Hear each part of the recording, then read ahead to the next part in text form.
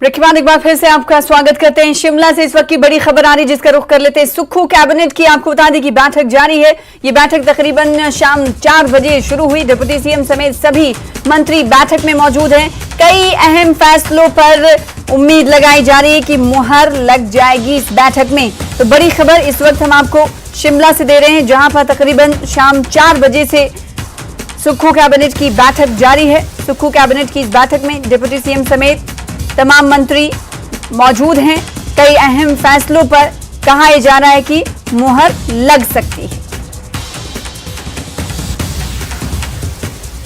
तो बड़ी खबर आपको इस वक्त देख रहे हैं शिमला से, जहां पर सुक्खू कैबिनेट की बैठक पर जहां एक तरफ तमाम लोगों की नजरें बनी हुई है, तो खबर यह है कि सुक्खू कैबिनेट की शुरू हुई बैठक अभी भी जारी है। इस बैठक में कई मंत्री मौजूद हैं, डिप्टी सीएम भी मौजूद हैं और इस बैठक को लेकर यह उम्मीद लगाई जा रही है कि कई अहम फैसले हो सकते हैं। हमारे साथ रणवीर सिंह इस खबर पर ज्यादा जानकारी के साथ शिमला से जुड़ चुके हैं। रणवीर का रुख करेंगे। रणवीर, कितना घंटा गुजर चुका? तकरीबन शाम 4 बजे इस बैठक की शुरुआत हुई। अब कितनी देर तक और बैठक चलने की का इम्कान जाहिर किया जा रहा है, बताइएगा। और साथ ही साथ क्या लगता है कि कौन से अहम और महत्वपूर्ण फैसले हैं जिस पर आज मुहर इस बैठक में लगाई जा सकती है? सना, देखिए 2.25 घंटे से ज्यादा का वक्त बीत चुका है। कैबिनेट की बैठक ये जारी है। जैसा कि हम पहले बात कर रहे थे, ये बैठक पहले 3 बजे निर्धारित हुई थी। 1 घंटा देरी से ये बैठक शुरू हुई है। तो जाहिर सी बात है कि अब तक ये बैठक जो है खत्म हो जानी थी, लेकिन ये देरी से शुरू हुई है क्योंकि मुख्यमंत्री एचपी यूनिवर्सिटी में कार्यक्रम में शामिल थे। तो देरी से ये बैठक शुरू हुई है। जो जानकारी अभी निकल कर आ रही है कि करीब करीब 2 दर्जन से ज्यादा एजेंडा आइटम आज इस कैबिनेट बैठक में चर्चा में शामिल किए गए थे, जिन पर चर्चा हुई है। और अब जो है केवल एक जो है एजेंडा आइटम अभी जो है बचा हुआ था, ऐसी जानकारी जो है निकल कर आ रही है। और साथ में ये जानकारी निकल कर आ रही है कि जो सबसे बड़ा फैसला आज निकल कर आने वाला है, उस पर कैबिनेट की मुहर लग सकती है, वो है शिक्षक भर्ती को लेकर। विभिन्न वर्गों की जो अलग अलग कैटेगरी के शिक्षक हैं उनकी भर्ती यहां पर होनी है, जिनकी संख्या करीब करीब 5000 बताई जा रही है। 5000 भर्तियां जो है की जा सकती है। अगर कैबिनेट इस पर मुहर लगाती है तो ये अपने आप में यहां पर देखा जाएगा कि एक राहत भरी खबर उन बेरोजगारों के लिए है जो इंतजार कर रहे हैं भर्ती का। और अलग अलग विभागों में भी कुछ भर्तियां जो है होनी है, उनको लेकर भी यहाँ पर देखना होगा कि यहाँ पर कैबिनेट में क्या फैसला लिया जाता है। जी, तो क्या ये अनुमान लगाया जा रहा है कि अभी और कितने घंटे बैठक चल सकती है? जो सीएम की अनाउंसमेंट है, खासकर जिसमें बजट अनाउंसमेंट है, उसको भी यहाँ पर कैबिनेट में चर्चा में शामिल किया जाएगा। और एक जो खबर निकल कर आ रही है, जो मुख्यमंत्री की तरफ से घोषणा की गई थी, जो एजुकेशन लोन दिया जाना है छात्रों को, जिसका जो इकोनॉमिकली वीकर सेक्शन के जो छात्र हैं 1% ब्याज पर उनको जो है लोन दिया जाना है, तो शायद उस पर भी आज जो है मुहर लगने वाली है। तो कई अहम महत्वपूर्ण फैसले हैं, महत्वपूर्ण फैसले हैं जिस पर आज मुहर लग सकती है सुक्खू कैबिनेट की। इसके अलावा क्या अनुमान लगाया जा रहा है कि और कितने घंटे ये बैठक चलने वाली है? रणवीर, आपको आवाज शायद मेरी मिल नहीं पा रही है। बहुत शुक्रिया अदा करना चाहेंगे हमारे साथ जुड़ने के लिए, इस खबर पर ज्यादा जानकारी देने के लिए। फिलहाल दूसरी खबर की तरफ बढ़ लेते हैं। दूसरी खबर भी शिमला से ही आ रही। बहुत शुक्रिया रणवीर, आप तक आवाज मेरी पहुंच नहीं पा रही थी। और सुक्खू कैबिनेट की बैठक जारी है। इस बैठक में कई अहम फैसले लिए जाने हैं जिस पर मुहर लग सकती है, जैसा कि रणवीर अब से कुछ देर पहले बता रहे थे। आगे बढ़ लेते हैं। शिमला से ही बड़ी खबर है। अनाथ आश्रमों में हो रही बच्चों से बदसलूकी, इस हवाले से खबर आई है। एक बच्चे की शिकायत से ये पर्दाफाश हुआ है। बच्चे ने national commission for protection of child rights से शिकायत की है। इंस्पेक्शन विजिट के दौरान कमीशन की सदस्य प्रीति भारद्वाज दलाल से शिकायत की है। आपको बता दें कि 4 बच्चों ने अनाथ आश्रम से भागने की कोशिश भी की थी। 3 भागे, चौथे को पकड़ लिया गया।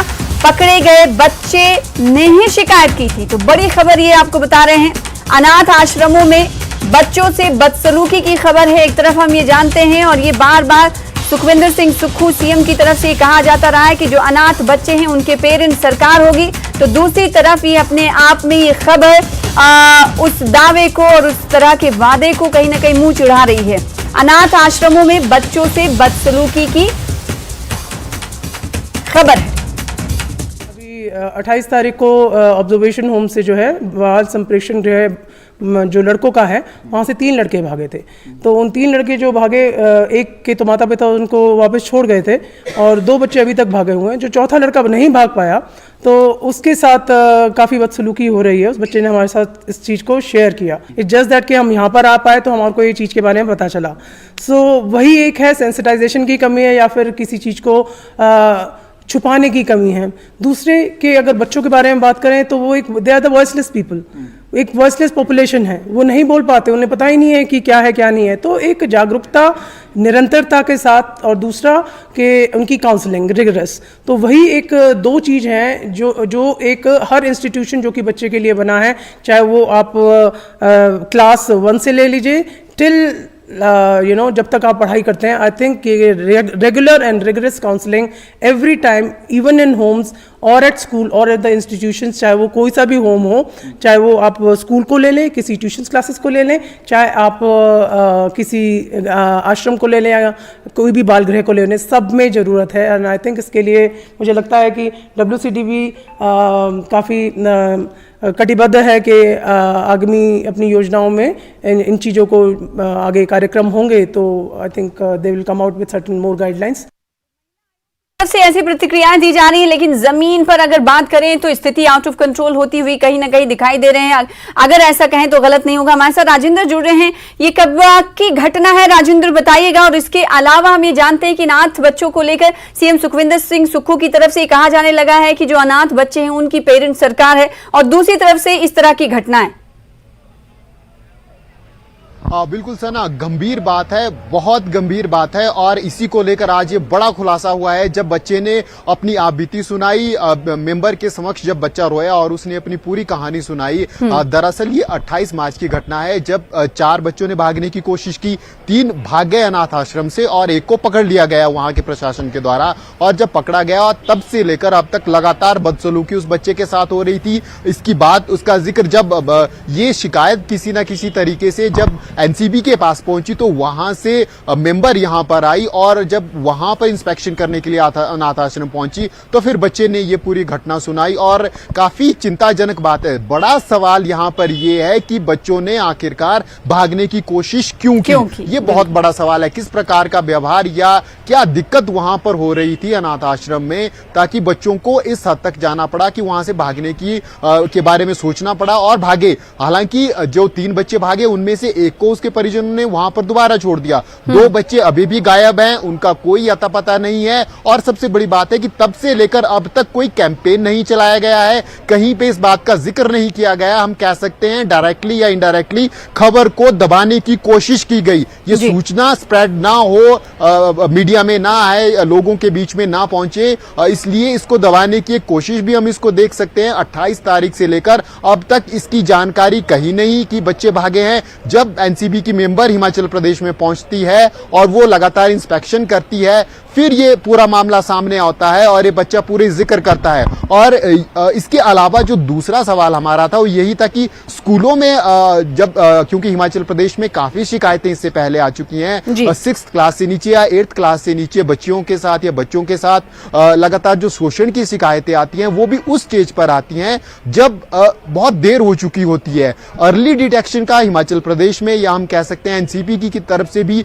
कोई मैकेनिज्म नहीं है और अभी तक कोई व्यवस्था डेवलप नहीं है। स्कूल्स में कमेटियां जरूर बनाई गई हैं, महिला टीचर्स जिनकी चेयरपर्सन या मेंबर बनाई जाती हैं, लेकिन वो कह सकते हैं हम एक प्रशासनिक व्यवस्था बनकर रह गया है, क्योंकि कोई अर्ली डिटेक्शन अभी तक डिडक्ट कोई स्कूल में केस नहीं ऐसा सामने आया है जिसमें कि कमेटी की तरफ से किसी शोषण को सामने लाया गया हो। अंत में टीम बनानी पड़ती है जिसमें पुलिस के अधिकारियों को शामिल करना पड़ता है, जिला प्रशासन के अधिकारियों को शामिल करना पड़ता है। तो चाइल्ड प्रोटेक्शन को लेकर बड़ा सवाल हिमाचल प्रदेश में भी बना हुआ है। जिस प्रकार से बच्चे भागने के बारे में सोच रहे हैं और भाग रहे हैं, इसके अलावा जो सुधार गृह हैं वहां पर भी स्थिति के ऊपर चिंता एनसीबी की मेंबर की तरफ से जिक्र किया गया कि जिस प्रकार की कंडीशन वहां पर है और बच्चों को वो काउंसलिंग की बात पर जोर दे रही थी। हमसे कुछ देर पहले हमने उनकी प्रतिक्रिया भी दिखाई थी। और चूंकि सवाल ये उठता है कि ये बच्चे भागे, तो इसके पीछे का सवाल ये कि आखिर क्यों भागे, आखिर क्या हो रहा है अनाथ आश्रम में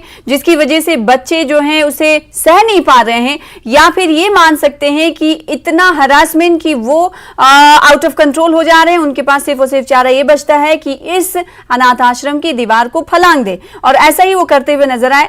इसकी छानबीन बहुत जरूरी है, अब देखना ही होगा कि किस जानिब ये केस और इस कार्रवाई जाती है। बहुत शुक्रिया राजेंद्र हमारे साथ जुड़ने के लिए, इस खबर पर ज्यादा जानकारी देने के लिए तफसील से।